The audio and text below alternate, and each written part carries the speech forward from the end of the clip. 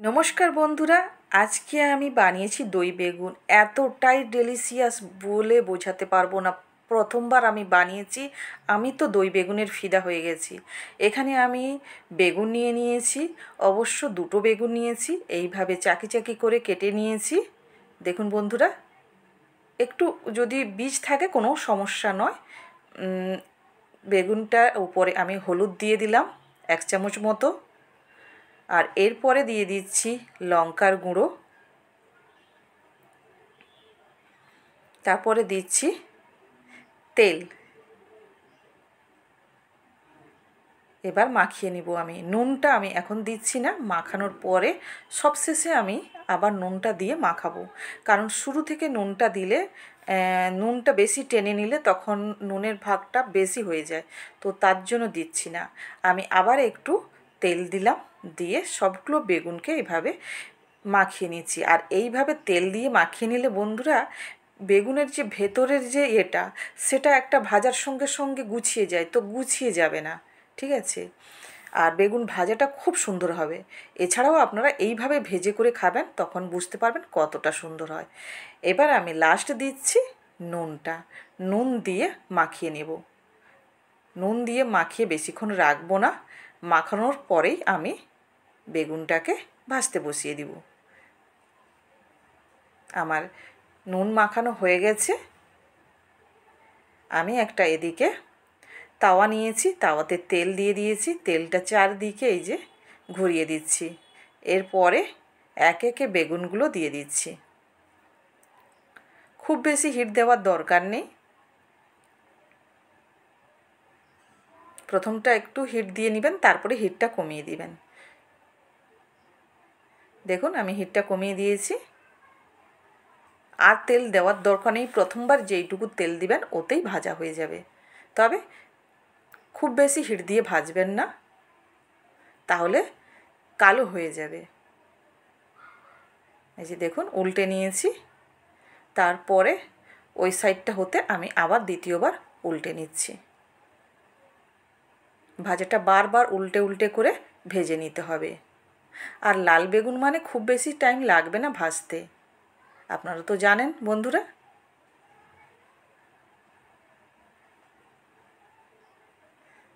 দেখুন আমার ভাজা কিন্তু হয়ে এসছে। দেখিয়ে দিচ্ছি, দেখুন একবারে খুন্তির পেছনটা করে দেখলেই বুঝতে পারবেন। দেখেছেন কতটাই সুন্দর লাল লাল ভাজা হয়েছে। এবার আমি প্লেটে নামিয়ে নিচ্ছি সবগুলো ভাজাকে।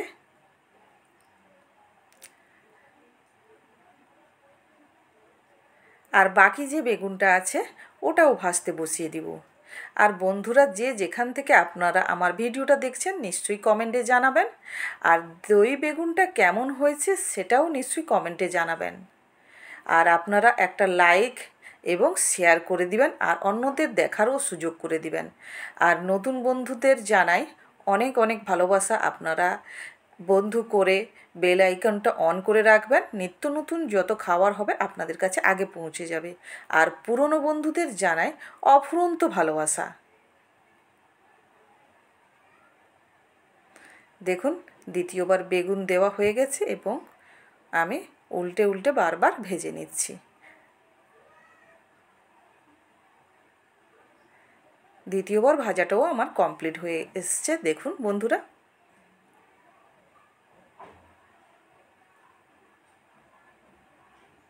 বেগুন ভাজা হয়ে গেছে। এই যে দেখুন প্লেটে আমি নামিয়ে নিচ্ছি বেগুনগুলোকে। দেখেই বুঝতে পারছেন তেল দিয়ে বেগুনটা মাখিয়ে করে ভাজার ফলে কেমন বেগুন ভাজাটা হয়েছে। এটা আপনারা গরম গরম ভাতের সঙ্গেও খেতে পারেন, খুব সুন্দর হবে। এরপরে আমি একটা তড়কার মশলা করে নিচ্ছি। ননস্টিকের প্যান নিয়ে নিয়েছি, তড়কার মশলা করে দিচ্ছি। তা আমি সাদা তেল দিয়ে দিয়েছি, তাতে গোটা জিরে আর সর্ষে যেটা কালোটা ওটা দিয়ে দিলাম। আর দিয়ে দিচ্ছি 3 থেকে 4টে দুভাগ করে লঙ্কা, দুভাগ করে নিয়েছি। এগুলো একটু ভাজা ভাজা হবে। এই যে দেখুন এগুলো ভাজা হয়ে গেছে, কালার চেঞ্জ হয়ে গেছে। এবার দিয়ে দিচ্ছি পেঁয়াজ কুচি। একটা বড় সাইজের পেঁয়াজ নিয়েছি, ওই পেঁয়াজটা এক পিস দিলেই হবে, আর ছোট যদি হয় তাহলে দুটো দেবেন। আর নিয়ে নিয়েছি এখানে কারি পাতা, পেঁয়াজটা, কারি পাতা এগুলো ভাজা ভাজা হয়ে গেলে তারপরে দিয়ে দেব আমি লঙ্কার গুঁড়ো। আর তড়কা মানে একটু লঙ্কার গুঁড়ো তো দিতেই পড়ে, তাই না?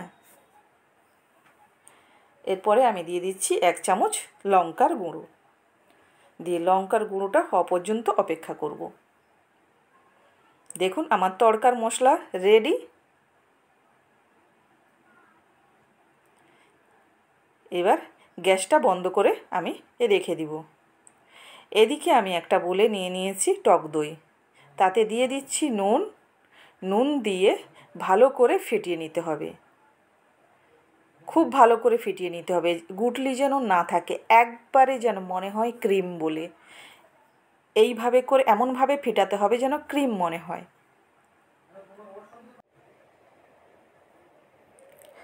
4 থেকে 5 মিনিট মতো ভালো করে ফেটাতে হবে, তবে ঘিরে একবারে দানাদার থাকবে না, খুব সুন্দরভাবে ফেটানো হয়ে যাবে। ফেটানো আমার কমপ্লিট। এদিকে দেখুন আমি বেগুনটা আলাদা একটা পাত্রে নিয়ে নিয়েছি, তার উপরে ছড়িয়ে দিচ্ছি দইটা দেখেই বুঝতে পারছেন কতটা ক্রিম ক্রিম লাগছে। আমি উপরে দিয়ে দিলাম দইটা। এরপরে উপরে আমি যে একটা তড়কা বানিয়ে রেখেছি, তড়কার মশলা, ওটা উপরে ছড়িয়ে দিব।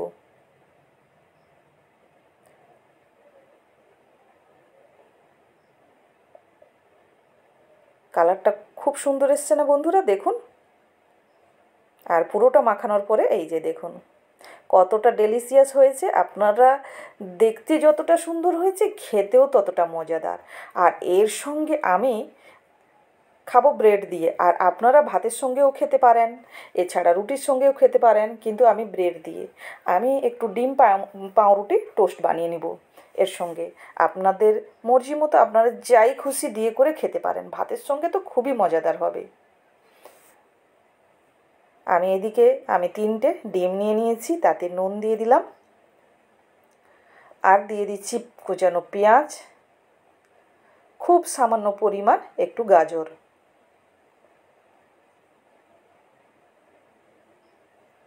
আর দিয়ে দেব ধনেপাতা।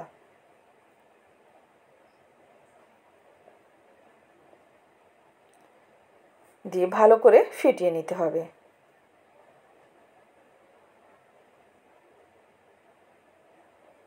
খুব ভালো করে ফেটিয়ে নিতে হবে। আমার ফেটানো কমপ্লিট।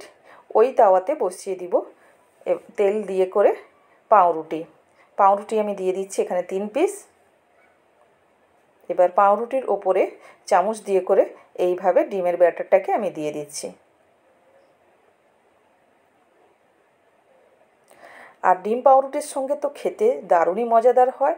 আর বন্ধুরা এখন তো পুজো সামনে, পুজোর এটা স্পেশাল বলতে পারেন দই বেগুন, কারণ আমরা পুজোতে সারা দিন ঘোরাঘুরি করে বাড়িতে এসে তো কিছু খেতে হবে, তো তাড়াতাড়ি যেটা বানিয়ে নেওয়া যায় দই বেগুনটা তার মধ্যে বেস্ট।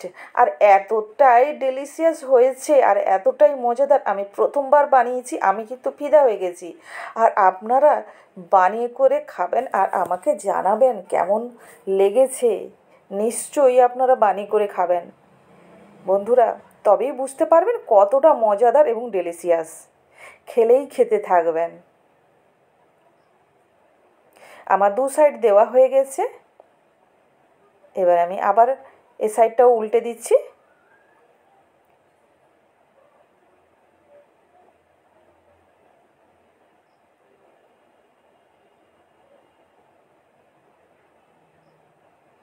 একটা লাইক কমেন্ট করতে ভুলবেন না বন্ধুরা। আপনাদের একটা লাইক কমেন্ট এবং সুন্দর সুন্দর কমেন্ট আমাকে অনেকটাই উৎসাহ জাগায় এবং অনেকটা আমাকে এগিয়ে নিয়ে যেতে সাহায্য করে। তাই বন্ধুরা একটা লাইক কমেন্ট করতে ভুলবেন না। দেখুন আমার ডিম পাউরুটির টোস্ট হয়ে গেছে, রেডি। দেখুন জমে ক্ষীর, ডিম পাউরুটি, তার সঙ্গে স্যালাড, আর হচ্ছে দই বেগুন। দেখেই বুঝতে পারছেন কতটা মজাদার হবে এই খাবারটা। বন্ধুরা আর দেখছেন কেন, ঝটপট বানিয়ে নিন। এই মজাদার ডেলিশিয়াস দই বেগুন।